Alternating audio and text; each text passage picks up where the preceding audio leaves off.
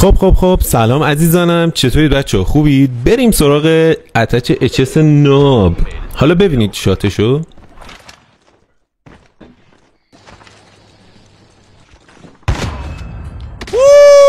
کلی نکات آموزشی هم تو این ویدیو بهتون میگم که به دردتون میخوره. حتما تا آخر این ویدیو همراه من باشید. اتچش هم براتون اون موقعی که از انمی گرفتم نشون میدم، قشنگ توضیح میدم چه. خب میریم بلک. دو تا بات بود، مهم نیست، نمیذارم گیم پلیشو. از بلک میام فارم، انمی ها اومدن فارم.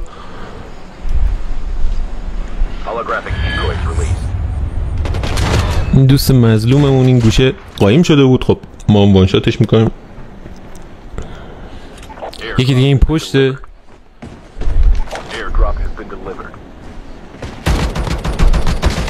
بچه وقتی دارید با رایفل ایم میگیرید، طرف خیلی بهتون نزدیک میشه، سریع دستتون از رو ایم بردارید و به صورت هیپ فایر. اینجا دیدید دیگه. و اینجا یه نکته دیگه است، میبینید با شاتگان نمیخوره، سریع بزنید رو اون یکی گانتون، چون اگه با شاتگان ادامه بدید نمیخوره. این یارو کلاس آتیشی داشت. خب اینجا هم دیدید آرمور نزدم، اول اینو زدم. اگه دقت کنید باید بدونید کی آرمور بزنید چیکار کنید. ولی خب اونجایی که طرف کلاس آتیشی داره، شاتگان زدن بهش خیلی سخت میشه، خیلی باید دقت کنید. با رایفل راحت تر میشه زد کسی که کلاس آتیشی داره. بچه‌ها این مثل عقاب میپره پایین، ولی خب آره اتچ شاتگانم از این میگه. یعنی شاتگان این بنده خدا برمی‌دارم، هیچ ایده ای هم ندارم که آیا مثلا این شاتگانش خوبه بده چجوریه. میریم ادامه داستان. اینجا دو نفر دیگه میبینم. خدای ایمو ببین، سنسو بچه‌ها گذاشتم تو سنس، یه خورده یه ذره دیگه تغییر دادم، ولی خب ویدیو کامل سنس تو پست قبلی همین یوتیوب هست دیگه، برید ببینید. خیلی خوبه، دیدید دیگه سنس چقدر عالیه. تکون نمیخوره. منتظر باشید برای اون قلقی که آقا گان زیاد تکون نخوره و بتونید درست لیزر کنید. توی یه ویدیو شورت دیگه یا یه ویدیو طولانی دیگه بهتون توضیح میدم. اوکی، پس منتظر اونم باشید حتما.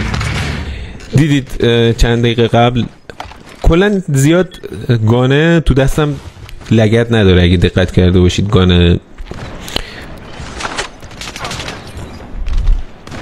منظورم از گان چیزه بچه، اودن کوروش بودی، من شاهرخ خوندم. با 117 خیلی خوب لیزر میشه. این سنس و این بیسیک و این داستانا و یه قلق دیگه هم هست. ببین چقدر خوبه. میدونه آها اینجا یه قلق دیگه. ببین بچه‌ها این بنده خدا اینجا وان تپش میکنم، یکی دیگه هم از اون ور میاد.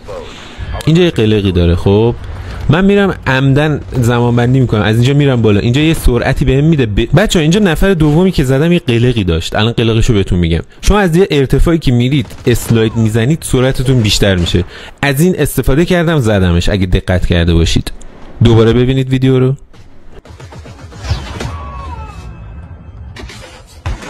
اینجا یار رندوم من با اسمارس میخوره. خب من میرم انتقامشو بگیرم دیگه، همونطور که اولی کلیپ دیدید میرم وان تپش میکنم.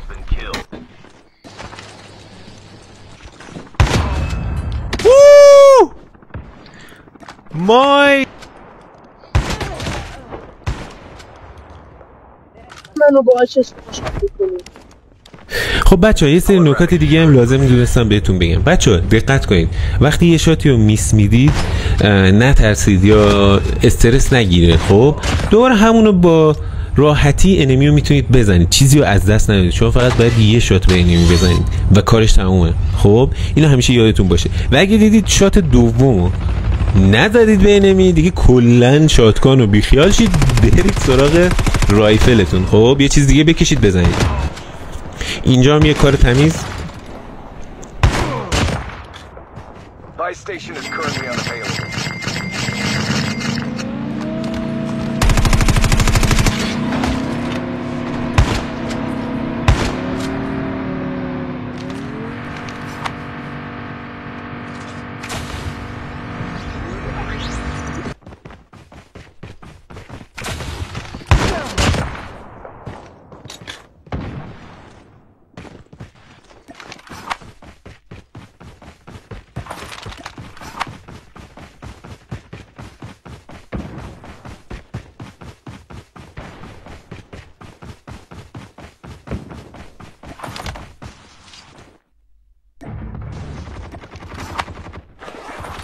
خب بچه اینجا شاتگانه، اتچش از روی این بردارید دیگه. حالا دقیقاً چه اتچی گذاشته مشخصه دیگه، اون بالا اعدادش هم مشخصه.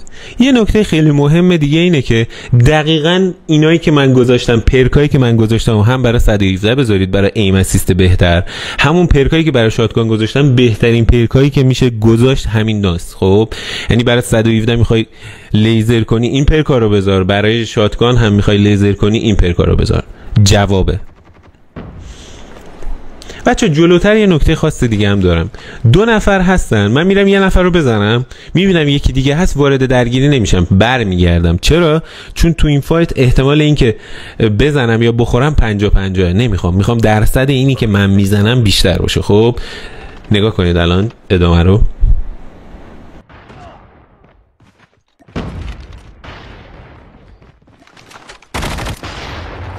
Holographic decoys released.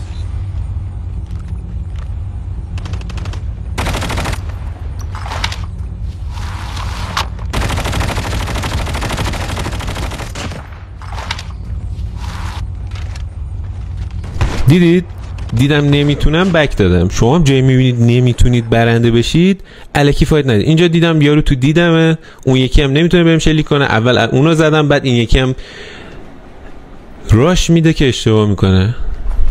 وقتی برتری عددی دارید باید دوتاییتون یه باره بریزید سر طرف. اگه دونه دونه برید طرف بازی بلد باشه راحت میزنتتون. به همین راحتی. البته یه چیز دیگه هم بهتون بگم بچه‌ها، برای شاتگان زدن اینترنت خوب داشته باشید، خیلی مهمه. پینگتون از اون طرف سنس خیلی خوب داشته. سنس رو من گذاشتم تو ویدیو قبلی یوتیوب، سنس گذاشتم. سنس خیلی خوب خیلی مهمه بتونید. حالا من بهتون قول میدم یه ویدیو دیگه بسازم، سنس خودتون رو تنظیم کنید. بچه این سنس منو میبینید چجوری روون میدوام میزنم فلان میکنم. سنس کالیبره شده. یعنی چی؟ یعنی سنس دقیق تنظیم شده طبق اون ذهن من، اون چیزی که دوست دارم. این یکی گیم پلی هم از دست ندید، کلی نکات آموزشی هم بهتون میگم.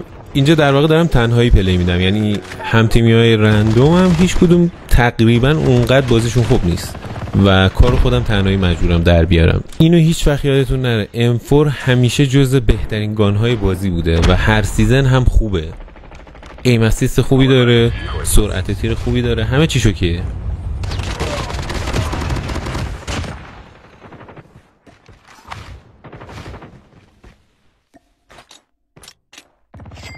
باز دوباره اینجا از همون قاعده استفاده میکنم. شما از ارتفاع که سر بخوری سرعتت زیاد میشه. اینجا نکن. البته ببین باز دوباره سنس خوب. مینی 117 خودش ایم اسیست خوبی داره، سنست اوکی باشه اصلا تنظیمه. بک اسلاید خوبه بچه ها. این نگاه عالی.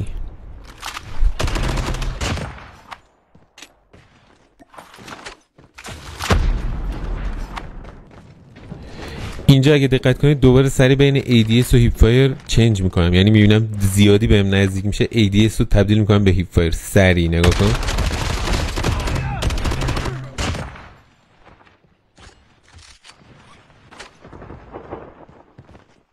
اینجا خوب شد وای نستادم لوت کنم. میبینید بچه وقتی یه عضو به یه اسکوادو میزنید سری نرید برای لوتش، دور براتون رو نگاه کنید. اینجا خوب شد زودتر تیر زد، یعنی من وای میستادم برای لوت راحت میزد منو.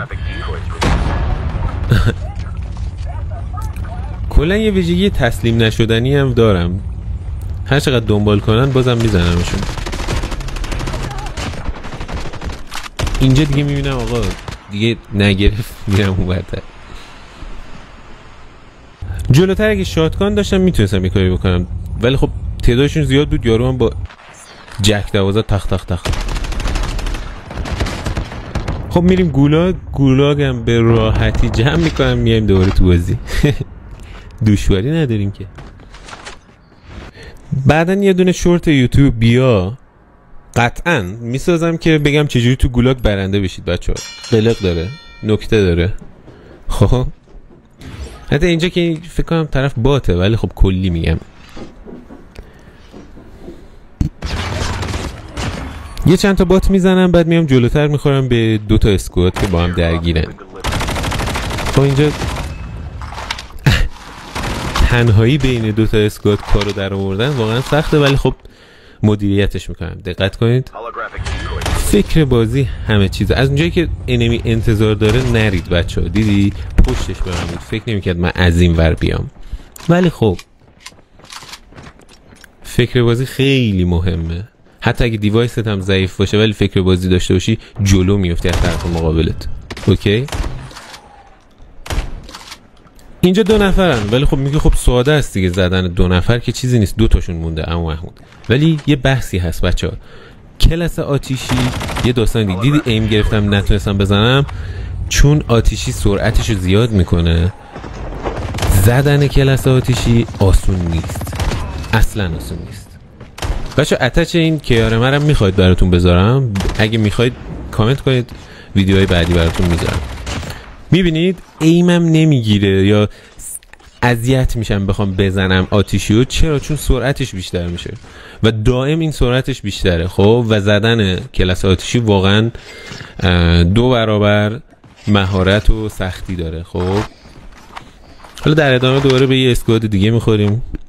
فایت با این اسکواد هم چند تا نکته داره بچه ها. یکی این که یکیشونو دارم میزنم در میره، میرم سراغ اون یکی که نزدیکتره و داره دمیج میده، نه اونی که فرار کرده. اونو فرار کرده رو ول کنید و دقیقاً اینی که بهتون داره دمیج میده رو بزنید اول. بعد دوباره میرم شاتگان هر چی میزنم اینا فقط وستشون میشکنه. اینجا باید چیکار کنی؟ آفرین، باید سریع بری روی رایفل. اینو پلیرهای خوب همه میدونن. و میرم روی 117 و راحت همه رو میزنم. همشون هم وستاشون تقریبا یا میخوان آرمور رو بزنن. میبینی؟ تمام. با من همراه باشید، سابسکرایب کنید، حمایت کنید. کلی ویدیو اینجوری و بهتر از این حتی براتون میذارم.